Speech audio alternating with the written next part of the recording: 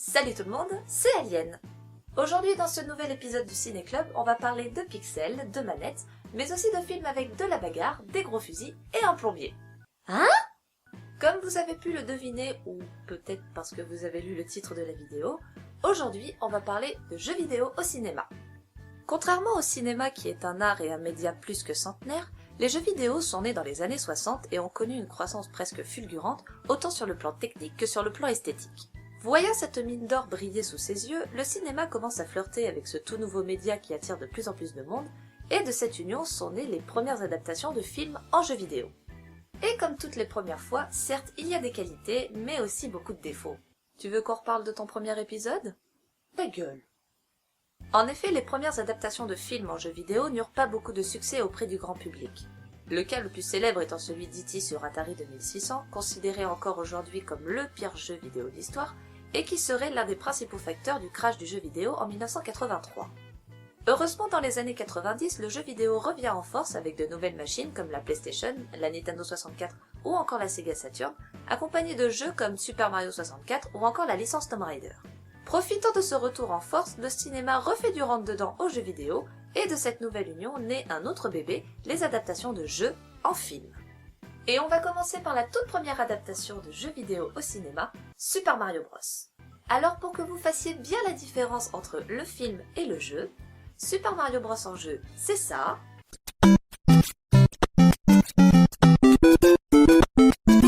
Et Super Mario Bros en film, c'est ça. C'est toujours toi qui conduis là? C'est plus moi! Glou, glou, glou, glou. Fais confiance à la mycose.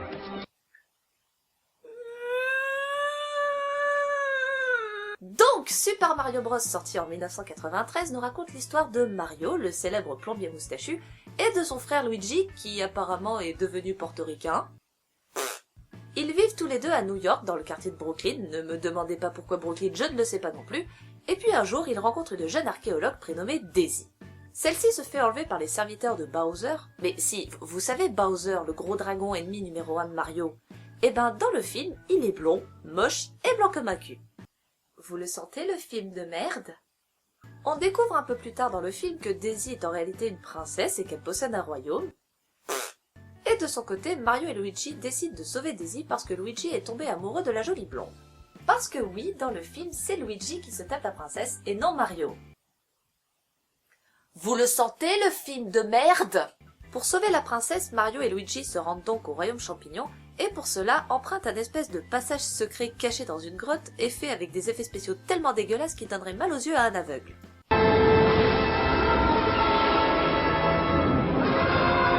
Après ce passage dans une autre galaxie, Mario et Luigi arrivent enfin au royaume champignon, et c'est là que les problèmes commencent.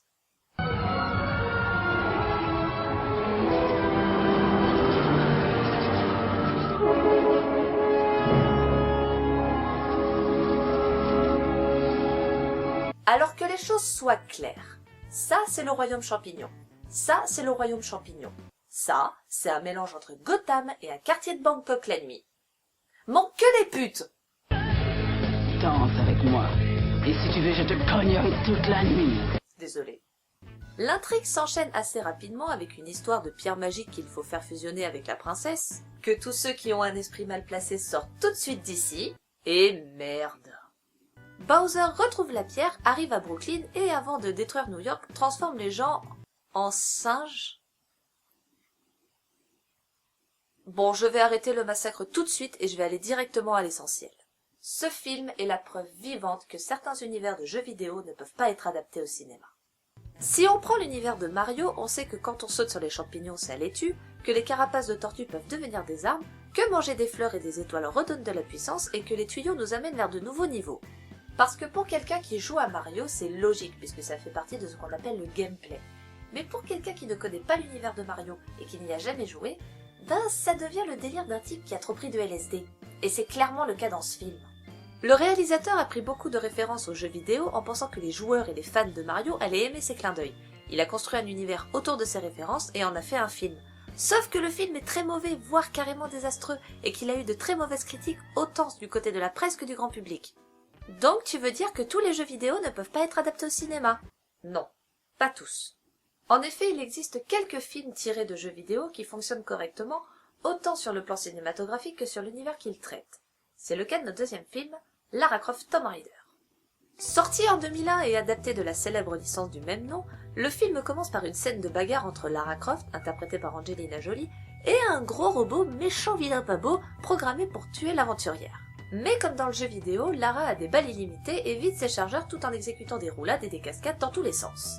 Le film continue sur une intrigue où Lara tombe sur un mystérieux cadran caché dans une horloge, qui s'avère être la clé d'un temple abritant un mystérieux triangle magique forgé il y a plus de 5000 ans par une société secrète, les Illuminati, et que son père, le docteur Richard Croft, recherchait avant de disparaître mystérieusement. Cependant, Lara n'est pas la seule à chercher ce triangle. Il y a aussi un certain Manfred Powell, le méchant de l'histoire interprété par le futur Lord Jorah dans Game of Thrones, mais aussi James Bond. The name's Bond. James Bond. Elle part alors pour le Cambodge où elle tombe sur Powell et James Bond en train d'ouvrir la porte d'un temple sacré, pénètre dans ce fameux temple et les affronte en faisant ce qu'elle fait d'habitude, c'est-à-dire vider ses chargeurs et sauter partout. Après une petite aparté où l'on apprend que James Bond a voulu se taper Lara dans le passé, on revient à la mission qui nous emmène en Sibérie et où Lara doit retrouver le triangle des Illuminati et le détruire afin de sauver l'univers et ainsi accomplir la mission que s'était fixée son père dans le passé. Alors vous allez me dire que cette histoire d'Illuminati et de triangle magique n'apparaît pas dans les jeux Tomb Raider. Mais au final, c'est pas si gênant que ça. Chaque opus de Tomb Raider nous présente une aventure complètement différente les unes des autres, avec à chaque fois un nouveau trésor et de nouveaux lieux, comme l'Égypte et le Pérou dans le 1, ou la Chine dans le 2 par exemple. Le fait de l'adapter au cinéma n'était donc pas une si mauvaise idée car ça offre la possibilité de présenter l'univers de Tomb Raider et le personnage de Lara, tout en construisant une nouvelle énigme, ce qui est clairement le cas ici. Le film nous montre surtout le personnage de Lara comme une sorte de garçon manqué, capable de faire des sauts périlleux, de tirer sur tout ce qui bouge et de grimper sur les murs. Mais également comme un objet de fantasme masculin, comme dans la scène sous la douche, ou encore quand elle surprend James Bond complètement nu dans sa chambre d'hôtel. C'était un plaisir. Et maintenant une douche froide. Au final, le film n'est pas si mauvais, l'interprétation d'Angelina Jolie est correcte, et les scènes d'action dans le temple peuvent se retrouver très facilement dans un jeu Tomb Raider. Seul petit bémol au niveau de la scène finale, un peu trop rapide à mon goût, mais bon, à part ça, Tomb Raider se regarde facilement devant un bon paquet de popcorn sans pour autant choquer les fans de la licence. Les années 2000 ont marqué un tournant dans l'histoire des jeux vidéo puisque c'est à partir de cette période qu'est arrivée la 3D dans les jeux, permettant ainsi de passer d'une vision latérale à une vision en relief. Mais elle a également permis aux développeurs de se faire plaisir visuellement et de créer de véritables univers entièrement en 3D. Ce qui fait qu'aujourd'hui les jeux vidéo, notamment au niveau visuel, ressemblent de plus en plus à des films. Il n'y a qu'à voir des jeux comme BioShock Infinite, Assassin's Creed Unity ou encore le prochain Batman pour s'en rendre compte. Certains même n'hésitent pas à demander à de véritables acteurs de prêter leur image pour un personnage, comme l'a fait Kevin Spacey dans Call of Duty Advanced Warfare par exemple. Mais du côté du cinéma, on assiste également à du changement puisque de plus en plus de réalisateurs s'inspirent de l'univers des jeux vidéo pour créer de véritables univers à l'écran. Je pourrais vous parler du cas de Scott Pilgrim qui est une véritable référence en matière de jeux vidéo au cinéma, mais d'autres l'ont déjà fait avant moi et de manière plus approfondie, donc je ne m'étendrai pas là-dessus. À la place, on va parler d'un autre film inspiré des jeux vidéo, avec au programme de la bagarre, des gros fusils et des filles en jupette. Mesdames et messieurs, notre troisième film, Sucker Punch. Sorti en 2011 et réalisé par Zack Snyder, le papa de 300 ou encore de Man of Steel, Sucker Punch divise son histoire en plusieurs mondes. Un premier monde très réaliste se passant dans un asile psychiatrique avec une atmosphère grise et terne, un deuxième monde plus coloré se déroulant dans un cabaret maison close, et un troisième monde qui présente les différentes missions du personnage principal, Baby Doll, interprété par Emily Browning. C'est dans ce troisième monde que les références aux jeux vidéo sont visibles. Tout d'abord d'un point de vue esthétique, car chaque mission est plongée dans un univers différent, comme un temple japonais dans la première mission où Baby Doll obtient ses armes et le sujet de sa quête, une cathédrale en ruine rappelant l'univers fantasy présent dans des jeux comme Shadow of Mordor par exemple, ou des tranchées rappelant les jeux de guerre comme Call of Duty ou Medal of Honor.